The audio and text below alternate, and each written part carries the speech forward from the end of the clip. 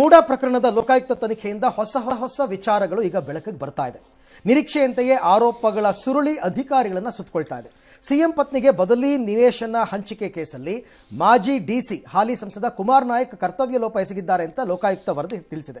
ನಿವೃತ್ತ ತಹಸೀಲ್ದಾರ್ ಮಾಳಿಗಾ ಶಂಕರ್, ಕಂದಾಯ ಇಲಾಖೆಯ ನಿವೃತ್ತ ಅಧಿಕಾರಿ ಸಿದ್ದಪ್ಪಾಜಿ, ಸರ್ವೆ ಇಲಾಖೆಯ ಶಂಕರಪ್ಪ ವಿರುದ್ಧ ಕೂಡ ಶಿಸ್ತು ಕ್ರಮಕ್ಕೆ ಶಿಫಾರಸು ಮಾಡಿವೆ. ಆದರೆ ಯಾವುದೇ ಕಾನೂನು ಬಾಹಿರ ಕೆಲಸವನ್ನ ನಾನು ಮಾಡಿಲ್ಲ ಅಂತ ಕುಮಾರ್ ನಾಯಕ್ ಅವರು ಸ್ಪಷ್ಟಪಡಿಸಿದ್ದಾರೆ. ಇನ್ನು ಭೂಮಾಲೀಕ ದೇವರಾಜು ಆಗಿನ ನಗರಾಭಿವೃದ್ಧಿ ಸಚಿವ ಬಚ್ಚೇಗೌಡಗೆ ನೀಡಿದ್ದ ಪತ್ರದಲ್ಲಿ ಡಿಸಿಎಂ ಅಂತ ಉಲ್ಲೇಖವಾಗಿದೆ. ವಿಶೇಷ ಅಂದರೆ ಆಗ ಡಿಸಿಎಂ ಆಗಿದ್ದವರು ಈಗಿನ ಸಿಎಂ ಸಿದ್ದರಾಮಯ್ಯ. ಆದರೆ ದೇವರಾಜು ತಮ್ಮ ಹೇಳಿಕೆಯಲ್ಲಿ ಇದನ್ನು ಒಪ್ಪಿಕೊಂಡಿಲ್ಲ. ಇದೇ ವೇಳೆ ಸಿಎಂ ಕುಟುಂಬಕ್ಕೆ 14 ಸೈಟ್ ಕೊಟ್ಟಿದ್ದನ್ನೇ ಅಸ್ತ್ರವಾಗಿಟ್ಟುಕೊಂಡು ಮೂಡಾ ಆಯುಕ್ತರು ಕಾನೂನನ್ನು ಗಾಳಿಗೆ ತೂರಿ 133 ಮಂದಿಗೆ 1055 ಸೈಟ್ ಅನ್ನು ಹಂಚಿಕೆ ಮಾಡಿರೋದು ಈಗ ತನಿಖೆ ವೇಳೆಯಲ್ಲಿ ಗೊತ್ತಾಗಿದೆ. ಈ ಮಧ್ಯೆ ಕ್ಲೀನ್ ಚಿಟ್ ಬೆನ್ನಲ್ಲೇ ವಾಪಸ್ ಕೊಟ್ಟ 14 ಸೈಟ್ಗಳನ್ನು ಕ್ಲೇಮ್ ಮಾಡುವ ಸುಳಿವನ್ನು ಸಿಎಂ ಪುತ್ರ ಯತೀಂದ್ರ ಸಿದ್ದರಾಮಯ್ಯ ನೀಡಿದ್ದಾರೆ. ನಮ್ಮ ಕೆಳಗಿನ ಅಧಿಕಾರಿಗಳು ಏನು ಮಾಹಿತಿ ಕೊಟ್ಟಿರ್ತಾರೆ, ನಾವು ನೋಡಿ ಸಾಮಾನ್ಯವಾಗಿ ಕೊಡುವಂಥದ್ದು. ಇವತ್ತಿನ ದಿವಸದವರೆಗೂ ಡಿನೋಟಿಫಿಕೇಶನ್ ಕ್ಯಾನ್ಸಲ್ ಆಗಿಲ್ಲ. ಈ ಅಂಶಗಳ ಅಡಿನಲ್ಲೇ ಪ್ರಶ್ನೆ ಕೇಳಿರುವಂಥದ್ದು, ಈ ಅಂಶಗಳ ಅಡಿನಲ್ಲೇ ಇದೇ ರೀತಿ ಉತ್ತರ ಕೊಟ್ಟಿರುವಂಥದ್ದು. ಕರ್ತವ್ಯ ಲೋಪ ಆಗಿದೆ ಅಂತ ಹೇಳ್ತಾ ಇದ್ದಾರೆ, ಅಥವಾ ಸರಿಯಾಗಿ ಪರಿಶೀಲನೆ ಮಾಡಿಲ್ಲ ಅಂತ ಹೇಳ್ತಾ ಇದ್ದಾರೆ. ಅದು ಅವರ ದೃಷ್ಟಿನಲ್ಲಿ ಬಂದಿರುವಂಥದ್ದು. ಅದನ್ನು ನಾನು ಕೂಡ ಡಿಫೆಂಡ್ ಮಾಡ್ಕೊಳ್ಳಿಕ್ಕೆ ಅದು ಸಮಯಾವಕಾಶ ಇದ್ದಾಗ ಮಾಡ್ಕೊಳ್ಳೋಣ. ಇಡತವಿಂದ ದೇಶ ಉದ್ಧಾರ ಆಯ್ತದ.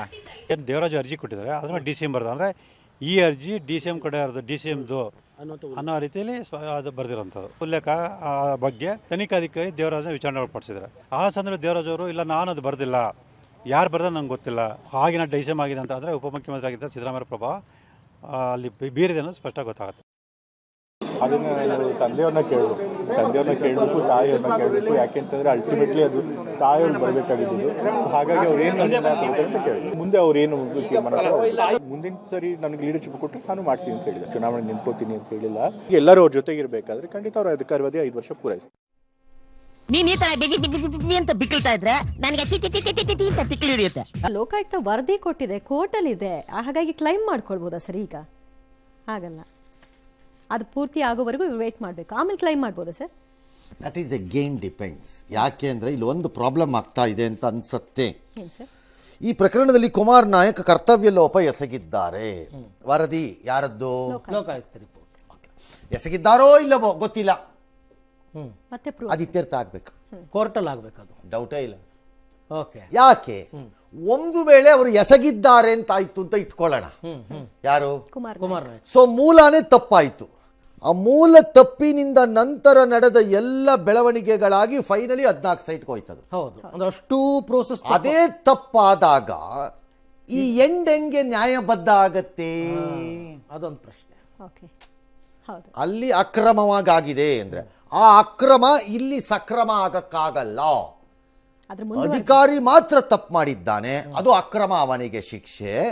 ಬಟ್ ಎಂಡ್ ಪಾಯಿಂಟ್ ಅಲ್ಲಿ ಫಲಾನುಭವಿಗೆ ಸಕ್ರಮವಾಗಿ ಬಹುಮಾನ ಅಂತ ಮಾಡಕ್ ಬರಲ್ಲ ಅಂತ ನನ್ನ ವಾದ.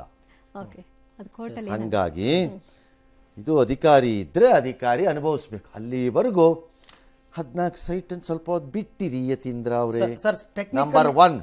ನಂಬರ್ 2, ಮಿಸ್ಟರ್ ಯತೀಂದ್ರ ಡಾಕ್ಟ್ರೇ, ಇನ್ನೂ ನಿಮ್ಗೆ ಹೋಗಿಲ್ವಾ ಮೋಹ 14 ಸೈಟು? ನಿಮ್ಮ ಅಪ್ಪನಿಗೊಂದ್ಸರಿ ಫೋನ್ ಮಾಡಿ ಕೇಳಿ, ಬೇಕಾ ನಮಗೆ 14 ಸೈಟು ಅಂತ. Call up your father or your mother. I don't know ನಿಮ್ಮ ಮದರ್ದು ಮನಸ್ಥಿತಿ ಏನಿದೆ ಇದು ವಿಚಾರದಲ್ಲಿ ಅಂತ. Call up your father.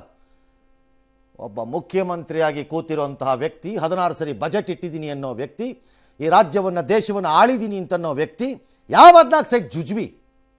ಇನ್ನೂ ಆಸೆ ಇದೆಯಾ? ದಾನ ಬರೀತೀನಿ ಅನ್ಬೇಕಾಗಿತ್ತು, ಗೆದ್ರು ದಾನ ಬರೀತೀನಿ ಅದನ್ನ ಅನ್ಬೇಕಾಗಿತ್ತು. ಮಾದರಿ ನಾಯಕ ಎಸ್ ಸರ್. ಟೆಕ್ನಿಕಲಿ ಒಂದು ಕ್ವೆಶ್ಚನ್ ಸರ್. ಇವಾಗ ಲೋಕಾಯುಕ್ತ ಪೊಲೀಸರೇ ತನಿಖೆ ಮಾಡಿ ವರದಿಯನ್ನ ಕೋರ್ಟ್ ಕೊಟ್ಟಿದ್ದಾರೆ, ಇವರು ಇಂತಿಂತ ಅಧಿಕಾರಿಗಳು ತಪ್ಪು ಮಾಡಿದ್ದಾರೆ ಅಂತ ಹೇಳಿದ್ದಾರೆ, ಕ್ರಮ ತಗೊಳ್ಬೇಕು ಅಂತ ಶಿಫಾರಸ್ ಮಾಡಿದ್ದಾರೆ. ತಗೊಳ್ಳೋರು ಯಾರು? ಹೊಸ ತನಿಖೆ ಆರ್ಡರ್ ಆಗಬೇಕೀಗ ಅದು ಮತ್ತೆ, ಅಥವಾ ಅವರೇ ತನಿಖೆ ಮುಂದುವರಿಸಿ ಅಂತ ಹೇಳಬೇಕು. ಬಟ್ ಇದು ಸಿವಿಲ್ ಇನ್ ನೇಚರ್ ಇದೆ, ಅಡ್ಮಿನಿಸ್ಟ್ರೇಟಿವ್ ಇನ್ ನೇಚರ್ ಇದೆ. ಹಾಗಾಗಿ ಅವ್ರು ಮಾಡ್ಬೋದಾ ಇಲ್ವಾ ಗೊತ್ತಿಲ್ಲ. ಹೊಸ ಕೇಸ್ ಆಗಬೇಕು ಅಷ್ಟೇ.